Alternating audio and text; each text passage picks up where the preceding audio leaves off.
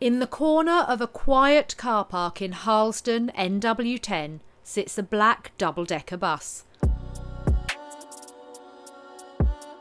Kitted out with music equipment and a knife amnesty bin, this is United Borders, a safe space for young people in an area with high crime rates. It was set up by an ex-London bus driver after a young person was killed on his estate. Being mobile as well, it reminded me of the 80s where there was the mobile library that used to come around to different estates and offer, reading spaces, whatnot. So we had the same ethos, which is bringing different technology, different mentors to different spaces and making young people feel safe. Back in 2018, this is after we've set up the provision, the bus and everything else, my son was actually, was ran down by a number of assailants and stabbed a number of times and, literally had to fight for life. And we're fortunate that we're the family that don't have the story that our son didn't survive. Our son's still here. He works with the charity, supports young people. The bus changes location to avoid being based in certain no-go areas. In this part of London, it's a 5-minute walk between two rival estates, Stonebridge and Church Road. Over the years, their gangs have been linked to revenge killings on both sides.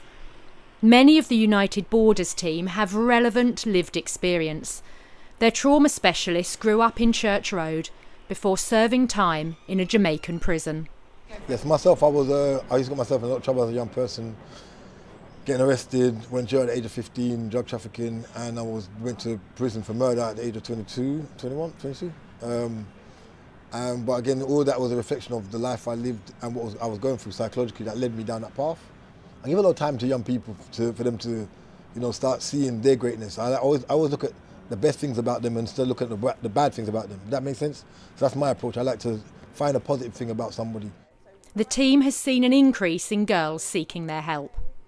40% of our young people now are female, and that's a huge increase for what we had previously. I think we had maybe 2 or 3 girls the year before, and then this year we've got, like we said, 40% of our caseloads are girls. A lot of what's publicised is all about the boys.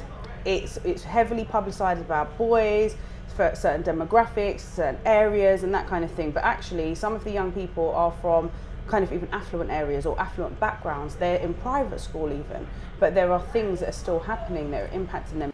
With slow and careful negotiating, gang members from each side have recorded music together here.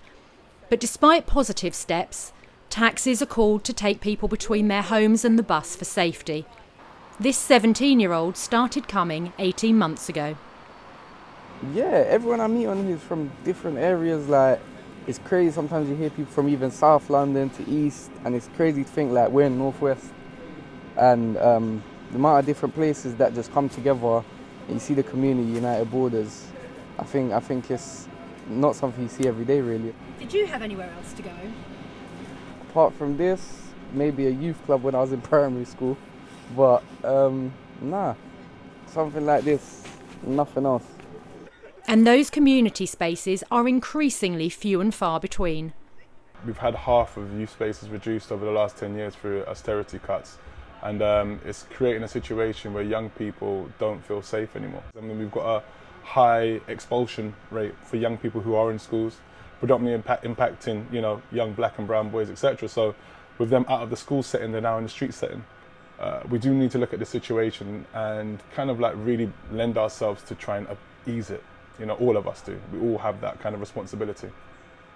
It may only be one project in one part of London, but the United Borders team walks headfirst towards that responsibility every day.